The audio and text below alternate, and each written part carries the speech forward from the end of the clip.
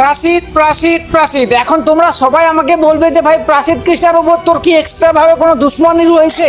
আমি বলবো না বস, প্রাসিদ কৃষ্ণার সঙ্গে আমার এক্সট্রা কোনো মতো দুশ্মনী নেই। কিন্তু ভাই প্রাসিদ কৃষ্ণা এবং মোহাম্মদ সিরাজের যদি শেষ 4টা টি-20 ম্যাচ তুলনা করো না, তাহলে বুঝবে আমি কেন একে নিয়ে এত কথা বলি। কি দরকার বস, কি দরকার? আমাকে এটা বোঝাও তোমরা, এটা আমাকে বলো যে কি দরকার ভাই প্রাসিদ কৃষ্ণাকে দিয়ে মোট 3টে ফরম্যাটেই খেলানো কেন ভাই? সিরাজের কি ওয়ার্কলোড খারাপ? সিরাজের কি ফিটনেস খারাপ? সিরাজ কি পারফরমেন্স দিতে পারে না?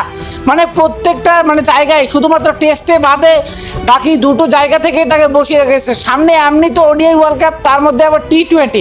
চলো একবার দেখি নেই সিরাজ এবং প্রসিদ্ধ কৃষ্ণার টি-20 র্যাঙ্কিংটার লাস্ট 4টা ম্যাচ, দুজন করে লাস্ট 4টা ম্যাচ দেখি।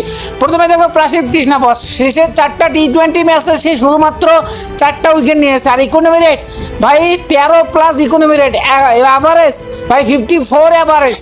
আর মোহাম্মদ সিরাজের আমাদের যদি শেষের 4টা টি-20 ম্যাচ দেখো না, তাহলে দেখো 4টা ম্যাচে 8টা উইকেট, ইকোনমি রেট কত? মাত্র 6 পয়েন্ট সামথিং। তাহলে ভাই কেন দরকার, কেন দরকার আমাকে এটা বোঝাও তোমরা যে কেন দরকার প্রসিদ্ধ কৃষ্ণার টি-20 সিরিজে বা টি-20তে ভাই, যেখানে আমাদের ডিএসপির মতো এত সুন্দর বলার রয়েছে, ভুবির মতো বলার রয়েছে, ভুবি ওদিকে বাদ দাও, কিন্তু টিএসপিকে তো খেলানো দরকার।